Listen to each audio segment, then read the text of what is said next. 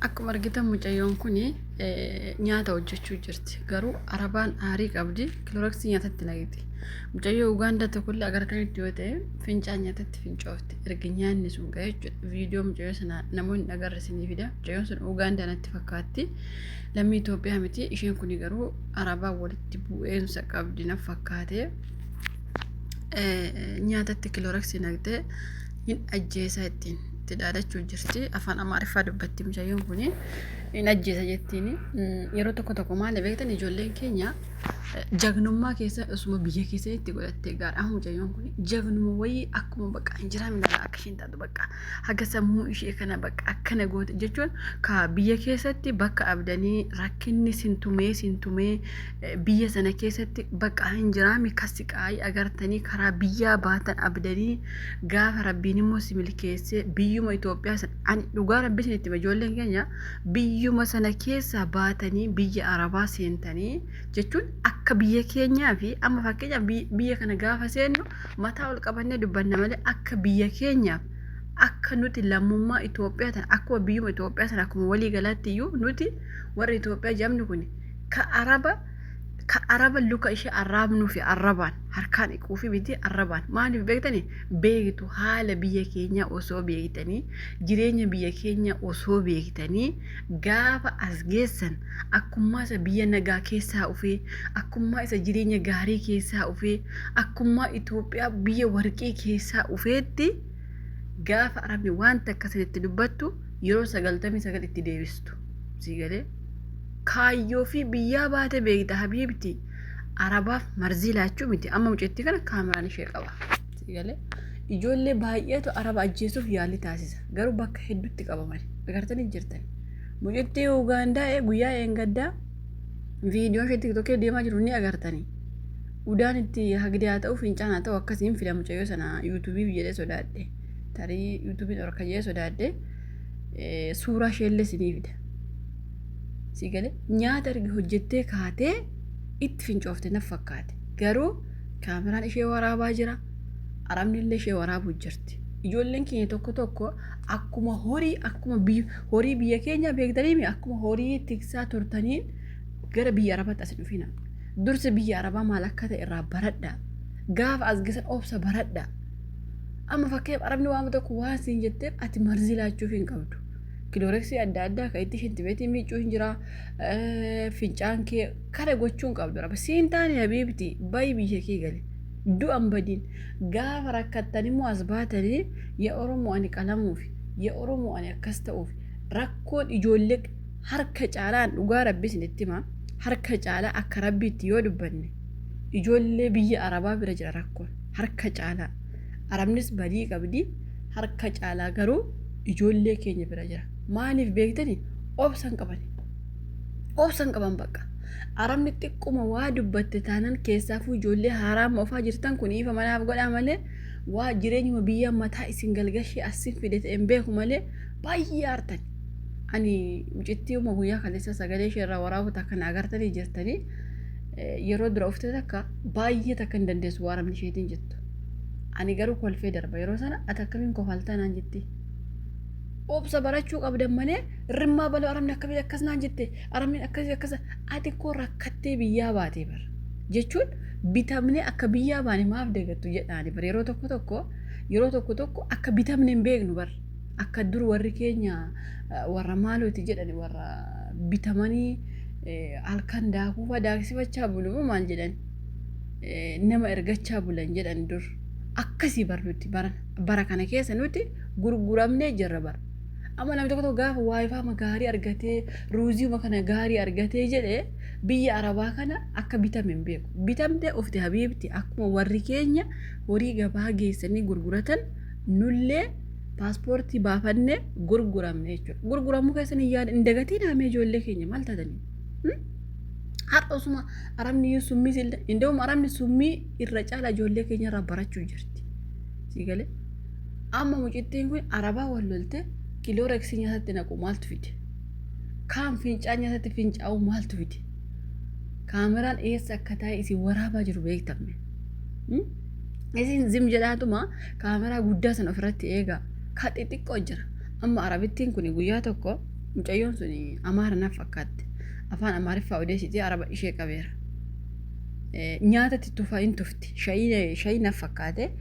maadaamii ishee naaf jennaan itti tuttuftee geessiteefi namittiin mana kanaa naa waamte intalli jaarti kootu naan jetteen argitaa Itoophiyaa waa isheen gootu Filiippiinii kooyis Indoneesiyaa kooyis wallaahi Itoophiyaa amaarraa waasa katte dhugaa rabbisiin si galee ati amaaras ta'e Tigrees ta'e Jinniis ta'e maqaan kee walumatti garuu ijoolleemti keenya yoo afaan Oromoo dubbachaa hin aartu sinillee gaafa biyya nama deemtan qoy ani maaltu na beekte qoy akka gurguramne hin beeknu amma waayifaan nu tolte waafee nu tolte gurguramuu keenya hin beeknu fuunee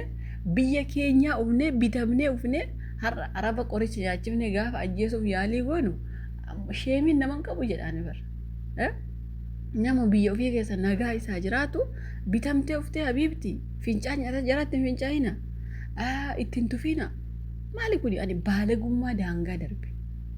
wasakummaa daangaa darbe kanaaf barka biyyi keenya iyyuu rakkinni gaditti bu'ee ka biyyi nama nuwittu kanaaf sammuun keenya waan gaarii yaadu bar dhugaa rabbi waan badaa malee baqa waan gaarii hin yaadu baqa waan badaa eessaan nama balleessaa eessaan nyaata arabaa akkas godhaa kaameraan si waraabaa biibte ishaa wadamina ijoolleen keenya waanummaa arabni isin waraabni isinitti fakkaatame waraabamuu jirtanii bar umarratti kaana ka arabni barrisitti qolloftee wayne ya oromoon akkas ta'e wayne ya oromoon sana ta'e maaliif akkas taate yoo jedhanii gaafatan anoon beeku akkumatti barinatti cufte anoon beeku osoo hin taane kaleessa eengadda maaliin hojjedhe kaleessa eengadda yeroo nyaata ishee hojjedhe maal godhe jettee of gaafachuu qabda sii galee akkumatti barinatti cufteen dura mucittiin kilooreksitti naxxukunii fi mucittiin eengadda nyaata arabaatti nyaata ficcoofu sun akka malee na aarsite anisoo kana arabni qaluu miti dhugaa rabbi tokkoon qaama ishee irraa kukkuttee naaf wayya tokko qas jettee harka ishee bakka tokkotti gurra ishee bakka tokkotti akka tasoo kukkuttee gaariidha si galee baalagummaa daangaa darbe bar arabnuun hin tuffanne isin akkamitti araba akkas gootu jedhaani bar ani yeroo takka gurraachummaa kiyya yeroo ilaalu dhugaa rabbi araboonni kun akkamitti nurraa nyaatti jedhaan jechuun amma baay'een keessa yeroo tokko illee akkas jedhan nutu yoo qulqullina araba caalaa jettan akka isintu qulqullina araba caalaa dhuga garuu haga nuti jara tuffannu jara nun tuffattu maaliif mee ka qarshiisaa baasee nu bite nun tuffatu har'a gaafa biyya namaa kana deemnu waan bashannana wayii ufne wayii isinitti fakkaachuu danda'a garuu noo akkas miti nuti warra bitamee ofi warra qarshii guddaa arabni itti baastee nu bitte si galee bitamtee kaatee immoo akkamittiin nyaata namaatti kilooreksii naquutti fiigda fincaa'u kilooreksii itti naquu itti tufuu maaltu fide kan arabnuu akkas siniin goone isin maaf akkas gootu jedhani bara gaaffii arabnuu fincaan isheetti siniin laanne isin maaf fincaan keessatti laattu arabni waa kilooreksiitti sinii laatte yoo aartan isaa deema bakka hojiin sun siniin taane isii deemi biirootti deemi mana jijjiira maaltu amma kana summii nyaata arabaatti naquu isinitti fide summii nyaata arabaatti gaafa naqxan maal jechuudha ofii hin jiraattu akkam faayidaan qabdan dhugaa rabbi ijoolleen keenya jechuun warri akkasii keessaafu warri waan kana godhan warra akkamitti beektanii maqaa walitti biyya arabaa haa jedhamu iyyuu malee warri kana godhan warra biyyatti haati osoo mana namaa keessaa rakkattee dalagduu namni biraan immoo gudeedee deesse mana akimii keessatti immoo yookaan namni irraa fudhate yookaas immoo gatte warra akkasiitu namni boodamoo gara biyya arabaa ergate warra akkasiin maqaan nyaachaa jira dhugaa rabbi namni ofiisaa qulqullina isaa eeggatee nyaata isaa eeggatu akkamitti nyaata namaatti summii naqame dhugaa rabbi akkamitti oguma nyaata namaatti akkamiin fincaan udaan kilooreksiitti naqxa nyaata namaatti yoo hankee qulqullina kee eeggatta ta'e hinde qoonqoon akkuma keetii bara ani waan isin jechuu qabu yoo maali yoo jettani haga fe ilmi namaa isinitti adabu isin garuu arabatti arabni nutti dabreetanii fincaa waan adda addaa ittiin kennina guyyaatti gaafatamtan jirtan dhugaa rabbii araba waan akkasii nyaachisina nun agartu jettanii waan badaa nyaachisina maaliif baalagummaan akkasii jedhaani bara maali amma kun hin dabbara bakka dhugaa rabbii itti tufuu kilooreksii itti naquu uguma kilooreksiin yeroo fin danfaa yeroo itti danfistu summiinsa keessatti du'uu danda'a garuu faayidaa maalsii qaba jara nyaachifte jara homaan godhu garuu summiin sun danfee keessaa bahe waan ta'eef homaa takka isaan gochuu hin danda'u. Garuu maal si fayyada? Summii yaalii summii gochuu jechuun maal jechuudha? Boodatti illee namni akkasii nama summiitiin nama ajjeesu jechuudha. Nama akkasirraa fagaadha dhugaa rabbiitiin hin jedhu. Nama araba ajjeesuuf yaalii taasisu summiitti godhe boodallee gaafa biyya galee akkasuma nama godha. Dhugaa rabbii ayidoon namaan galtanii maalumaaf nyaata arabaatti waan baala kenna gurraa of eeggadha. Rabbiin sinaa eegu ijoollee keenya baay'ee cimattan dhugaa rabbii.